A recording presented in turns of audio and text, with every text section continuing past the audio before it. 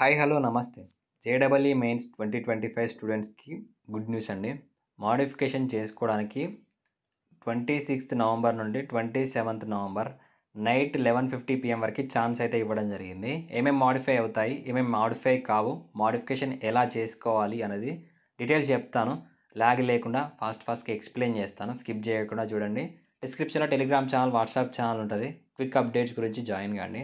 అలాగే WhatsApp number కూడా ఉంటుంది. 1-2 డౌట్స్ ఉంటే కాంటాక్ట్ అవ్వండి. ఖచ్చితంగా కంప్లీట్గా గైడెన్స్ కావాలి అనుకుంటే పెయిడ్ గైడెన్స్ మెంటర్షిప్లో జాయిన్ కావడానికి ట్రై చేయండి. ఇక్కడ మనకి ఆన్లైన్ అప్లికేషన్ 22తో కంప్లీట్ అయిపోతుంది. మళ్ళీ డేట్స్ మాత్రం ఎక్స్టెండ్ చేయమని చెప్పారు క్లియర్గా.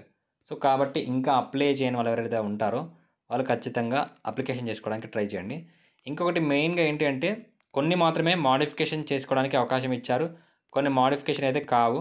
మీరు ఆన్లైన్ అప్లికేషన్ చేసే టైంలో ఈ డీటెయిల్స్ మొబైల్ నెంబర్ కానీ, ఈమెయిల్ అడ్రస్ కానీ, పర్మనెంట్ అడ్రస్ కానీ, ఫోటోగ్రాఫ్ కానీ మిస్టేక్ చేశారనుకోండి, ఇవి మాత్రం మనకి మాడిఫికేషన్ అయితే కావని క్లియర్గా మెన్షన్ చేశారు.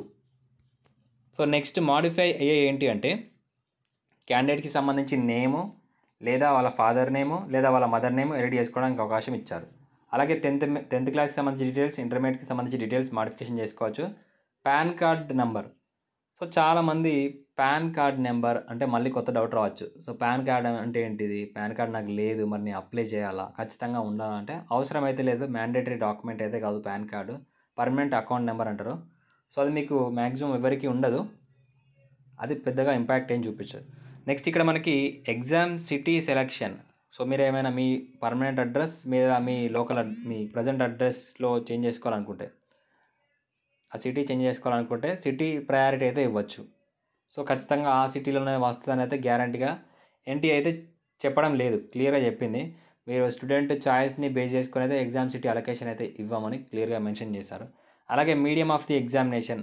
సో మీకు ఒకవేళ ఇంగ్లీష్ దాంతోపాటు ప్యారల్గా ఇంకొక లాంగ్వేజ్ కావాలనుకుంటే తెలుగా, హిందీయా లేదా ఇంకా మరాఠీయా ఇతర లాంగ్వేజెస్ కూడా సెలెక్ట్ చేసుకోవడానికి అవకాశం ఉంటుంది చేంజ్ చేసుకోవడానికి. Next date of birth. అలాగే కేటగిరీ. చాలామందికి కేటగిరీ మిస్టేక్స్. ఓబీసీ వాళ్ళు జనరల్గా ఇవ్వడం, ఈడబ్ల్యూఎస్ వాళ్ళు జనరల్గా ఇవ్వడం సర్టిఫికేట్ లేకపోవడం వల్ల సో వాళ్ళందరికీ ఇదొక మంచి అవకాశం. సో మళ్ళీ మీకు సంబంధించిన కేటగిరీ అప్డేట్ చేసుకోవచ్చు.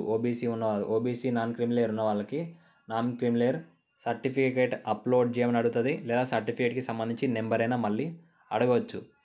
సో కాబట్టి చేంజ్ చేసుకునే టైంలో ఆ సర్టిఫికేట్ ప్రాపర్గా టైంకి వచ్చిందా, లేదా సర్టిఫికేట్కి సంబంధించి నెంబర్ అయినా ఉందా లేదా అనేది రెడీగా ఉంచుకోండి. మ్యాక్సిమం ఇప్పుడు టైం ఉంది కాబట్టి ఆ టైంలోపు వచ్చేలా చెక్ చేసుకోండి.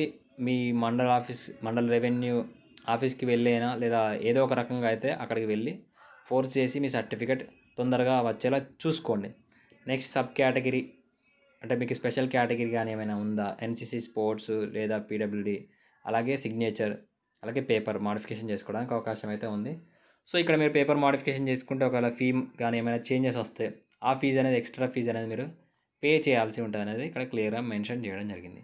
సో ఇది మనకి మాడిఫికేషన్ చేసుకునే థింగ్స్. ఇక్కడ మెయిన్గా ఎలా చేసుకోవాలి మనం మాడిఫికేషన్స్. సో ఇక్కడ మనకి వెబ్సైట్లోకి వస్తే జేఈ ఆన్లైన్ అప్లికేషన్ ఫామ్ మీద క్లిక్ చేస్తే ఇక్కడ మీకు మాడిఫికేషన్ కరెక్షన్ విండో అని మీకు ఓపెన్ అవుతుంది. సో కరెక్షన్ విండో మీద క్లిక్ చేస్తే మీ యొక్క ఆన్లైన్ అప్లికేషన్ నెంబర్ అడుగుతుంది, అలాగే పాస్వర్డ్ అడుగుతుంది. పాస్వర్డ్ కింద క్యాప్చా ఉంటుంది, ఆ క్యాప్చా ఎంటర్ చేయాలి. క్యాప్చా ఎంటర్ చేసి సబ్మిట్ మీద క్లిక్ చేయగానే లాగిన్ మీద సో మీకు కరెక్షన్ విండో అంటే మీ అప్లికేషన్ ఫామ్ మీరు అప్లై చేసేటప్పుడు ఏదైతే ఎలా వచ్చిందో సేమ్ మీ డీటెయిల్స్ అన్నీ కనిపిస్తాయి. అక్కడ మాడిఫికేషన్ అయ్యే డీటెయిల్స్ మీకు ఎడిట్ చేసుకోవడానికి ఛాన్స్ ఇస్తారు. So application number, password, captcha enter చేస్తే అక్కడ ఎక్కడెక్కడ డీటెయిల్స్ మిస్టేక్ ఉన్నాయి అప్డేట్ చేసుకోవాలో ఆ డీటెయిల్స్ అనేది అప్డేట్ చేసుకోండి. ఓకేనా? సో ఇది ఇన్ఫర్మేషన్ నచ్చితే తప్పకుండా లైక్ చేయండి, మీ ఫ్రెండ్స్ గ్రూప్స్కి షేర్ చేయండి. Thanks for watching.